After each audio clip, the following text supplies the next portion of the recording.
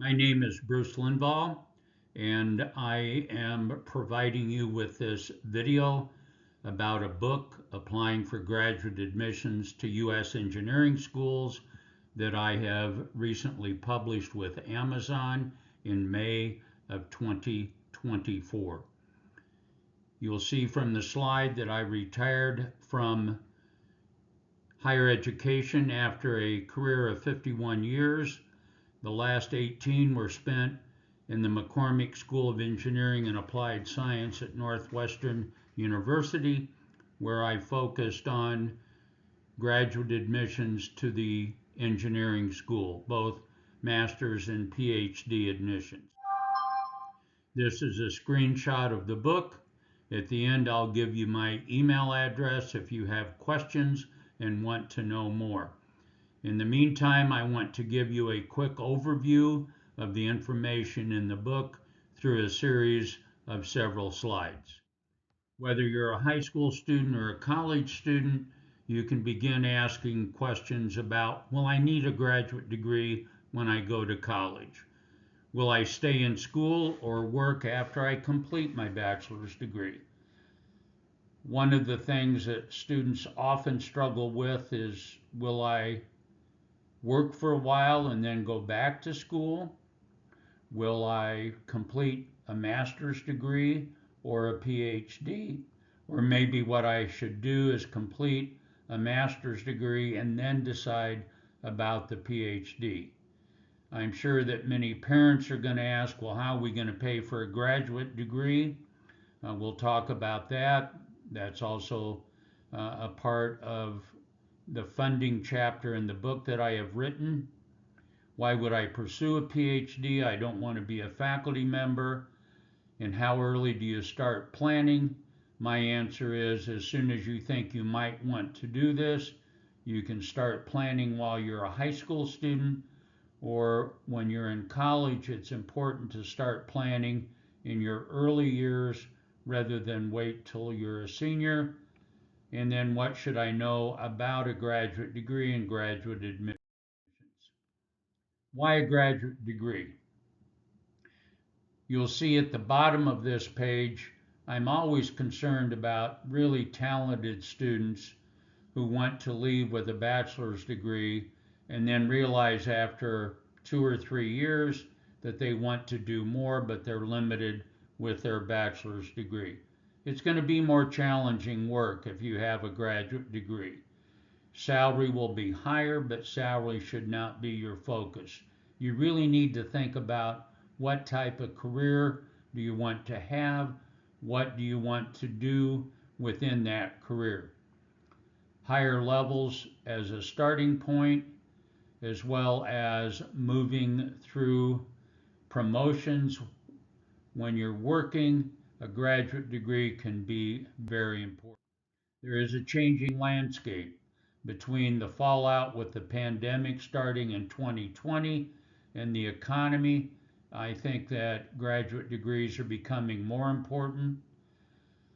Unfortunately, most U.S. engineering schools are focused on helping a student graduate and getting a nice job and a nice salary with a bachelor's degree. I'm in hopes that more and more engineering schools will give students information about going to graduate school so they can weigh that out as a very viable option. And then many times students do research when they're undergrads. There are outstanding research opportunities in the summer, and that's when students can get a sense of what degrees are required for certain types of positions as they have opportunities to seek research. In 2024, admissions changed because of the Supreme Court decision in June 2023. Race cannot be used in admissions. That means that many universities have introduced a new essay question to try to understand the student's background and what diversity they can add to a graduate student body. Hopefully for 2025, that process is more refined. Applicants as well as universities have learned from that. I think one of the important keys I would point out that you'll see in the book is you'll have a series of essay questions. Do not write one answer and use it for every question at every university. Important information is on websites. You can understand the question and what they're seeking. Here are some important factors to consider. PhDs across the United States should not cost you anything. Students either have paid or waived tuition and a stipend to cover living expenses. On the other hand, most master's degrees are not funded or perhaps partially funded. It is possible to go directly from an undergraduate degree program to PhD admissions without completing a master's in between.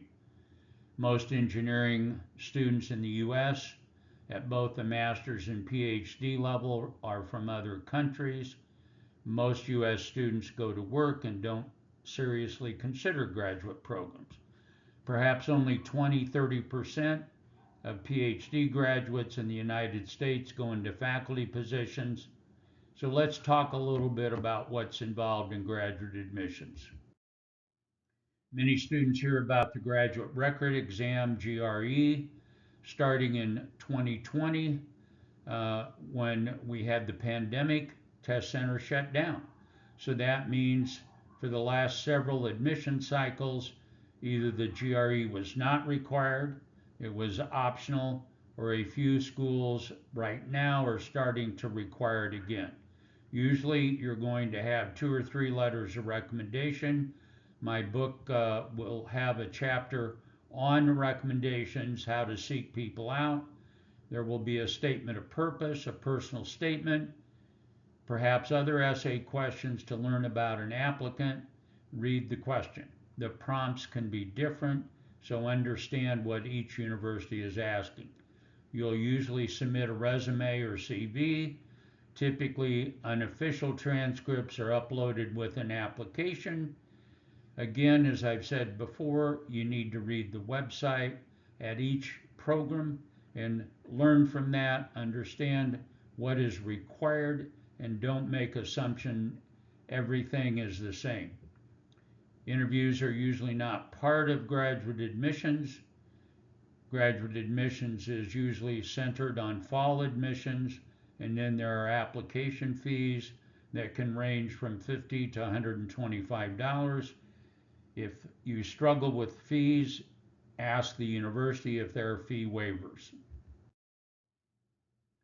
If you're a U.S. citizen, it's important to apply for fellowship opportunities, everything from the National Science Foundation, the GEM Fellowship Program, other programs. And for international applicants, you need to look at opportunities from your home country. The programs listed on this particular slide are available to U.S. students and permanent residents. I'm extremely serious about helping students, so I encourage you to use my email address. If you have questions about this presentation, you want to know more about the book itself is 50 pages long. It is full of advice from my 18 years of experience, and it's a very broad set of advice. It is not geared to any particular university, and there are also resources you can go to, like the American Society for Engineering Education website that outlines the enrollments by gender, by race, international, domestic, and that will give you a great idea of whether you feel like you fit in, and you also can learn the same about faculty. Again, this is a brief and quick overview. I encourage you to take a look at the book and consider purchasing it.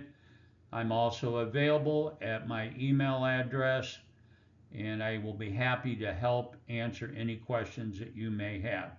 Thanks for listening and reading through this. Best wishes to you, and most of all, good luck as you seriously consider applying for graduate admissions.